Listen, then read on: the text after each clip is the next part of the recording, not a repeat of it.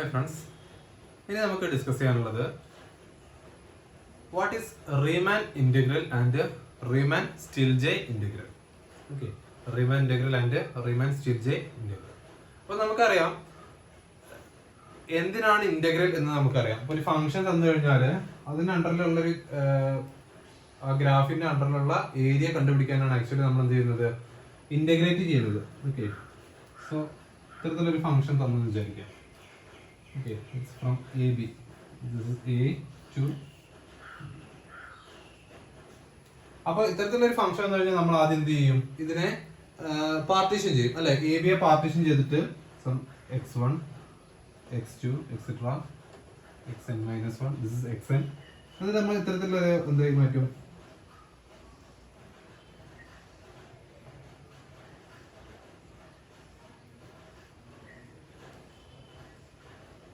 ഈ രീതിയിലാക്കി മാറ്റും അല്ലെ.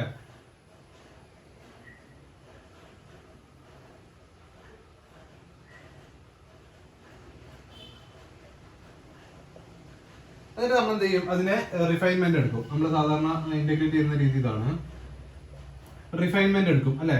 അപ്പൊ ഇവിടെ നമുക്കൊരു ഏരിയ കിട്ടും അല്ലെ. ഇതിന്റെ ഏരിയ കാണും, ഇതിന്റെ ഏരിയ കാണും, ഇതിന്റെ ഏരിയ കാണും, ഇതിന്റെ ഏരിയ കാണും. എല്ലാത്തിന്റെ ഏരിയ കണ്ടിട്ട് സം ചെയ്താൽ നമുക്ക് എന്ത് കിട്ടും, ഈ ബ്ലോക്കുകളുടെ ഒക്കെ ഏരിയ കിട്ടും. പക്ഷെ എന്നാലും അവിടെ നിന്ന് ഇത്രയും ഭാഗം ബാക്കി വരുന്നുണ്ട്. അപ്പൊ എക്സാക്ട് ആയിട്ട് ഏരിയ കിട്ടില്ല. അപ്പൊ നമ്മൾ എന്ത് ചെയ്യും, റിഫൈൻമെന്റ് എടുക്കും. ഈ പാർട്ടീഷന്റെ റിഫൈൻമെന്റ് എടുക്കും. ഓക്കെ, അപ്പൊ നിങ്ങൾ നോക്കൂ, ഇത്രയും ഭാഗം പിന്നെയും കുറഞ്ഞില്ലേ.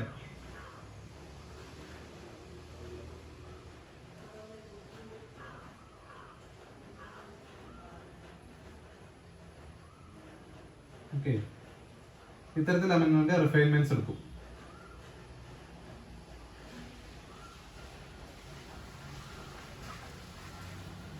അപ്പൊ അത്രയും ഭാഗം പിന്നെയും കുറഞ്ഞു അല്ലെ. ഇവിടെ നമ്മൾ റിഫൈൻമെന്റ്സ് എടുക്കും.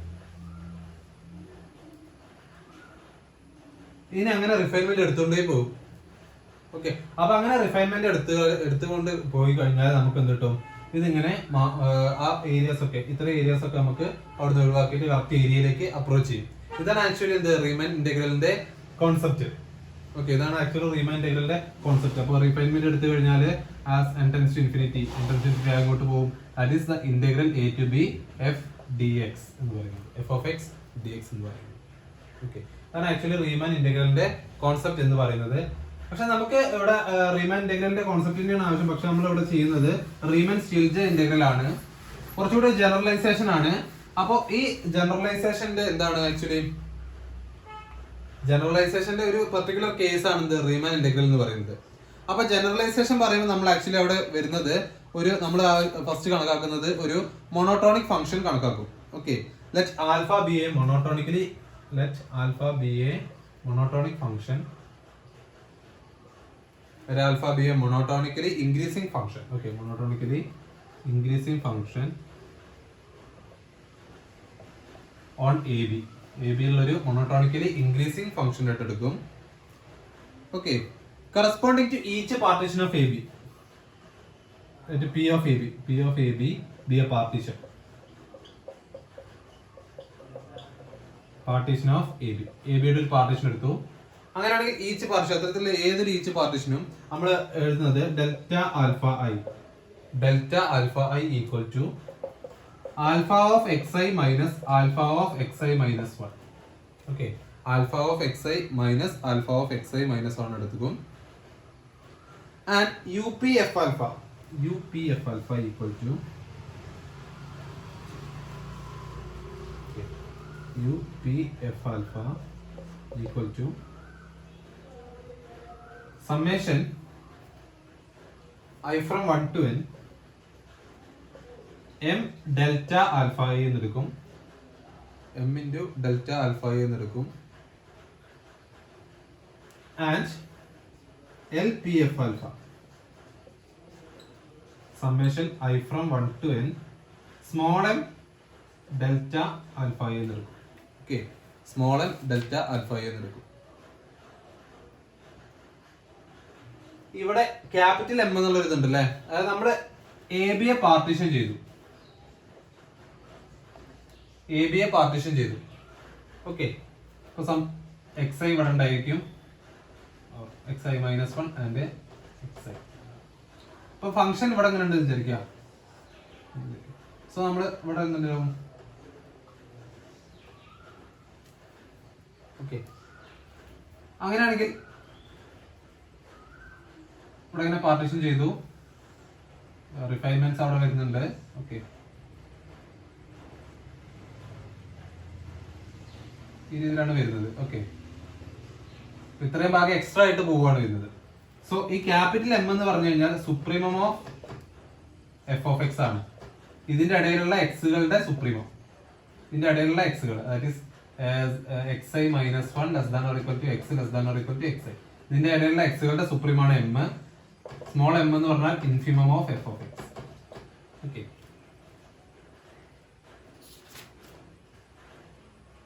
അങ്ങനെയാണെങ്കിൽ യു പി എഫ് ആൽഫ കിട്ടി, എൽ പി എഫ് ആൽഫ കിട്ടി. ഓക്കെ, അതായത് ഈ upper integral U P F alpha എന്ന് പറഞ്ഞാൽ അപ്പർ ഇന്റഗ്രൽ ആണ്, മേലെ ഉണ്ടായിരിക്കും, മേലെ നിന്ന് ഇങ്ങനെ കുറഞ്ഞു കുറഞ്ഞു വരിക. എൽ പി എഫ് ആൽഫ എന്ന് പറഞ്ഞാൽ താഴ്ന്ന് ഇങ്ങനെ കൂടി കൂടി വരിക. അത് ഗ്രാഫ് വരച്ചാൽ നിങ്ങൾക്ക് മനസ്സിലാവും. ഓക്കെ, ദാറ്റ് ഈസ് ഒരു ഗ്രാഫ് ഇങ്ങനെ വരച്ചു, അങ്ങനെ വരച്ചു.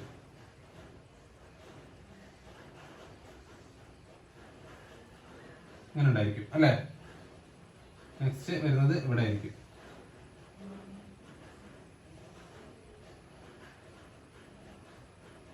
പിന്നെ വരുമ്പോ ഇവിടെ വരും. അപ്പൊ ഇത്രയും ഭാഗം പുറത്തും ഉണ്ട് അല്ലെ, ഇത്രയും ഭാഗം പുറത്തും ഉണ്ട്, കുറച്ച് ഭാഗം ഉള്ളില് ഉണ്ട്, കുറച്ച് ഭാഗം പുറത്തുണ്ട്, ഉള്ളിലുണ്ട്. അപ്പൊ അങ്ങനെ മാറി മാറി വരാം മേ ബി.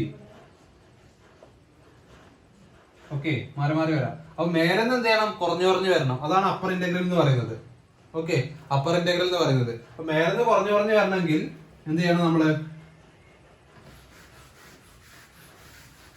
അതിന് ആ ഇന്റഗ്രലിനെ നമ്മൾ എന്ത് പറയും, A B bar F of X D X equal to infimum എടുക്കണം അല്ലെ, കുറഞ്ഞു കുറഞ്ഞു വരില്ല, infimum of U P F alpha and integral A bar B F of X D X is equal to F of X D alpha. Okay, F D alpha. Okay, with respect to alpha ആണ് നമ്മൾ ചെയ്യുന്നത്. F D alpha equal to supremum of L P F alpha. Okay, supremum of LPF.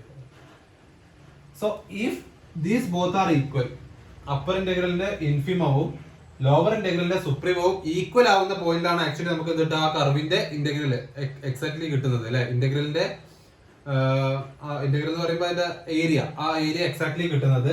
So if these are equal we say that F belongs to R of alpha. R of alpha എന്ന് പറഞ്ഞാൽ റീമൻ സ്റ്റിൽജെ integrable ആണെന്ന് പറയാം. If these both are equal, we say that f belongs to R of alpha, that is f is Riemann-Stieltje integrable. Okay, Riemann-Stieltje integrable. അപ്പോൾ ഇവിടെ alpha എന്നുള്ള ഒരു monotonically increasing function അല്ലേ. Alpha of X is equal to X ആകുന്ന കേസാണ് actually എന്ത് വരുന്നത്, D X Riemann integral എന്നുള്ള കേസ് വരുന്നത്. അപ്പോൾ റീമാൻ ഇന്റഗ്രബിൾ ആയിട്ടുള്ള കേസുകളൊക്കെ നമുക്ക് ആക്ച്വലി ആ റിസൾട്ടുകളൊക്കെ നമുക്ക് ഇവിടെ അപ്ലിക്കബിൾ ആയിട്ട് പറയാൻ പറ്റും. അപ്പോൾ പ്രോബ്ലം ചെയ്യുമ്പോൾ ഡീറ്റെയിൽ ആയിട്ട് നോക്കാം. ഇതിന്റെ റിസൾട്ടുകൾ കുറച്ച് പറയാം. ഓക്കെ, രണ്ട് റിസൾട്ടുകളാണ് നമ്മൾ പറയുന്നത്. കുറച്ച് 2-3 റിസൾട്ടുകളാണ് നമുക്ക് ഇമ്പോർട്ടന്റ് ആയിട്ട് പറയാനുള്ളത്. ഓക്കെ,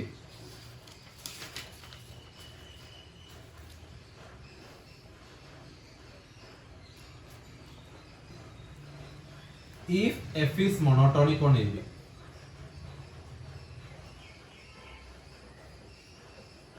ആൽഫ എന്നുള്ളത് മൊണോട്ടോണിക് ആണ് കേട്ടോ. ആൽഫ എപ്പോഴും നമ്മൾ മൊണോട്ടോണിക് ആയിട്ടാണ് എടുക്കുന്നത്, മൊണോട്ടോണിക്കൽ ഇൻക്രീസ് ആയിട്ടാണ് എടുക്കുന്നത്. If F is monotonic on A B then F belongs to R of alpha. Then F belongs to R of alpha.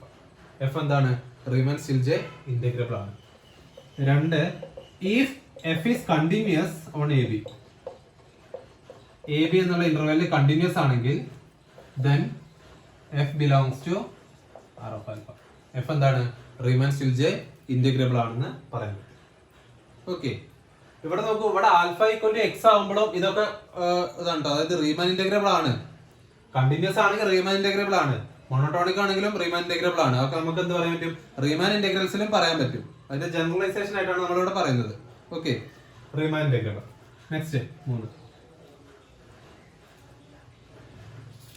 Next പറയുന്ന റിസൾട്ട് ആണ് നമുക്ക് കൂടുതലായിട്ട് ഇമ്പോർട്ടന്റ് ആയിട്ടുള്ളത്. നെക്സ്റ്റ് പറയുന്ന 2 റിസൾട്ടുകൾ if f belongs to R of alpha and mod f of x is less than or equal to m, Riemann Stieltjes integrable ആണ്, and mod F of X less than or equal to M ആണെങ്കിൽ അതിന്റെ calculate ചെയ്യാനുള്ള modulus of integral A to B F D alpha is less than or equal to M into alpha of B minus alpha of A. Okay, mod F D alpha is less than or equal to M into alpha of B minus alpha of A. Okay, ഇതൊരു ഇതാണ് മെത്തേഡാണ്. Less than or equal to എന്ന് പറഞ്ഞിട്ട് നമുക്ക് പറയാൻ പറ്റും. Next നമ്മൾ പറയുന്ന റിസൾട്ട്, നെക്സ്റ്റ് ഡിസ്കസ് ചെയ്യുന്ന result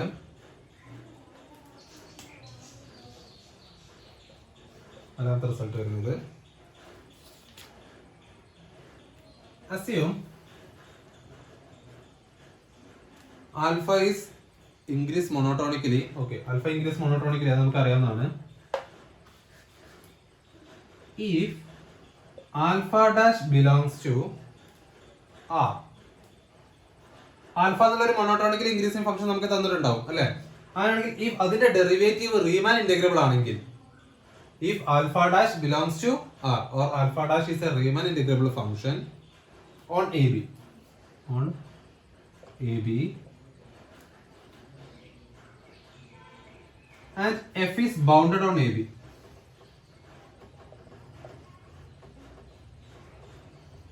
f is bounded on AB and f is bounded on AB, then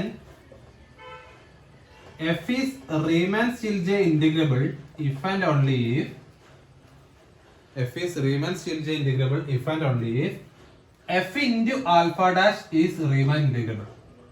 f into alpha dash is Riemann integrable.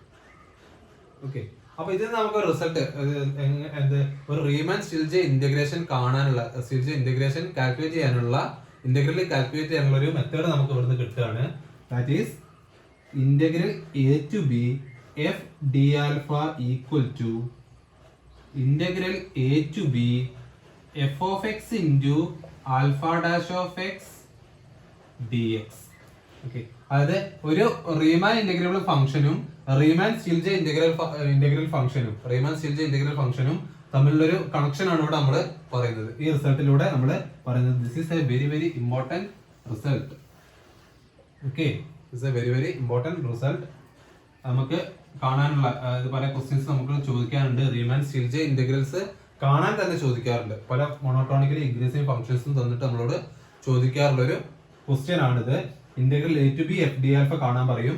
അങ്ങനെയാണെങ്കിൽ നമ്മൾ ഈ കണ്ടീഷൻസ് ഒക്കെ ചെക്ക് ചെയ്ത് നോക്കുക. ആൽഫ ഡാഷ് റീമാൻ ഇന്റഗ്രൽ ആണോ ചെക്ക് ചെയ്ത് നോക്കുക, എഫ് ബൗണ്ടഡ് ആണോ, എ ബിയിൽ ബൗണ്ടഡ് ആണോ ചെക്ക് ചെയ്ത് നോക്കുക. അങ്ങനെയാണെങ്കിൽ നമുക്ക് ഈ റിസൾട്ട് അവിടെ അപ്ലൈ ചെയ്തിട്ട് കാണാൻ സാധിക്കുന്നു. ഓക്കെ, റീമാൻ സ്റ്റിൽജെ ഇന്റഗ്രൽ ഇത് കാണാൻ സാധിക്കും. ഓക്കെ, ഇത്രയും റിസൾട്ടുകളാണ് വളരെ ഇമ്പോർട്ടന്റ് ആയിട്ട് നമുക്ക് ഈ ഒരു സെക്ഷനിൽ ഡിസ്കസ് ചെയ്യാനുള്ളത്. If f is monotonic on AB, then f belongs to R of alpha. If f is continuous on AB, then f belongs to R of alpha. That is, f is Riemann-Stieltje integrable, and this result. If alpha dash belongs to R, alpha dash Riemann integrable ആണ്, and f bounded on AB. f എന്താണ്, AB യിൽ bounded ആണെങ്കിൽ then f belongs to R of alpha if and only if f alpha dash belongs to Riemann integrable. That is, integral a to b f d alpha equal to integral a to b f of x alpha dash of x dx. Okay, ഇത് നമുക്ക് വേഗം calculate ചെയ്യാൻ പറ്റും. അത് നമ്മുടെ ഇന്റഗ്രേഷന്റെ knowledge മാത്രം മതി. ഓക്കെ, സോ ഇത്ര റിസൾട്ടുകളാണ് നമുക്ക് ഈ ഒരു സെക്ഷനിൽ ഡിസ്കസ് ചെയ്യാനുള്ളത്. Thank you. നെക്സ്റ്റ് സെക്ഷൻ നമ്മൾ ഡിസ്കസ് ചെയ്യാൻ പോകുന്നത് ലെബേക്ക് മെഷർ ആണ്. ലെബേക്ക് measure, ലെബേക്ക് integral and measurable functions and simple function, ഈ 4 സെക്ഷൻസ് ആണ് നമുക്ക് നെക്സ്റ്റ് ക്ലാസ്സിൽ ഡിസ്കസ് ചെയ്യാനുള്ളത്. Thank you.